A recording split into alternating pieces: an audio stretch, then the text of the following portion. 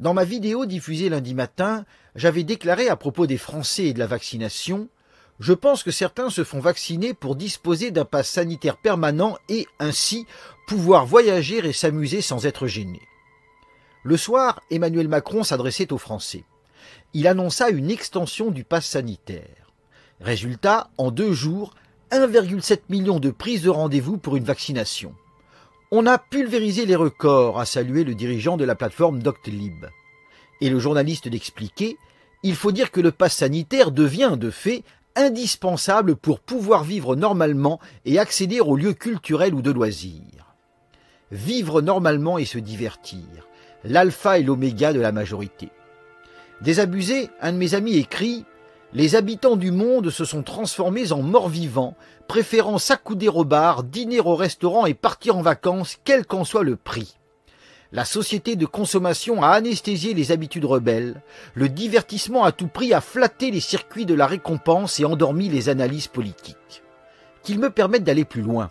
Si la société de consommation a pu anesthésier les attitudes rebelles, et si le divertissement à tout prix a pu endormir les analyses politiques, c'est parce qu'au départ, la majorité les a acceptées.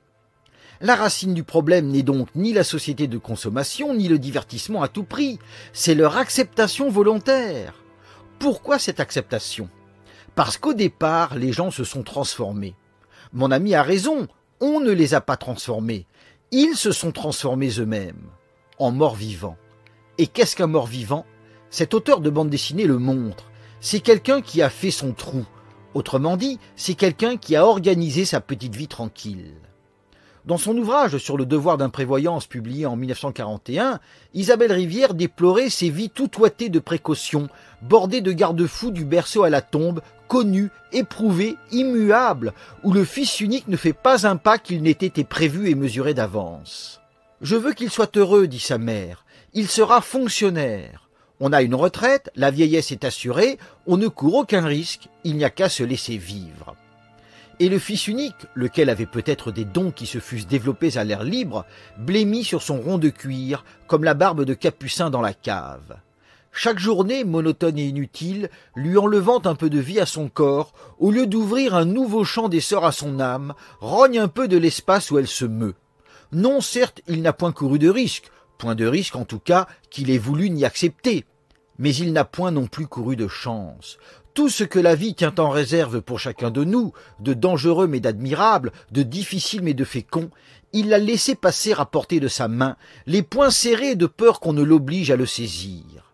Il a marché tout raide entre ces prudentes barrières, sans un regard à droite ou à gauche, sans un geste plus vif que l'autre, prenant bien garde de n'échauffer ni sa tête ni son cœur, de n'exposer ni sa santé ni son argent.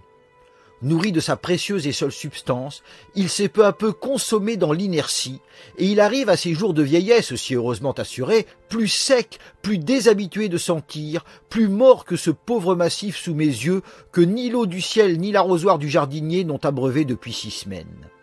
Trop souvent, élever les enfants, cela consiste à extirper en leurs âmes toutes les jeunes aspirations généreuses qui font peur aux parents, à étouffer en eux les belles vocations qui comportent trop de périls ou trop de sacrifices. Or, Jésus disait: « Heureux l'homme qui a souffert, il a trouvé la vie. » Mais pour accepter ce message et pour le vivre, il faut croire en une réalité supérieure, une réalité qui dépasse la matière. Autrement dit, il faut être habité par le sentiment de transcendance. On comprend alors que la vie est une simple étape sur le chemin de la libération, que la libération consiste précisément à se détacher des liens de la matière et que la souffrance, vécue dans cet esprit, est un moyen puissant pour y parvenir. Hors du sentiment de transcendance, on choisit tout naturellement la voie opposée, on s'englue dans la matière. Ce sage indien l'expliquait. La civilisation moderne n'est constituée que d'un ensemble incohérent d'activités servant à voiler les souffrances perpétuelles inhérentes à l'existence matérielle. Pour voiler les souffrances, on se distrait, on se disperse, on s'éclate. Bref, on meurt. Ce n'est pas la Covid qui tue l'individu ni la société, c'est l'absence de transcendance.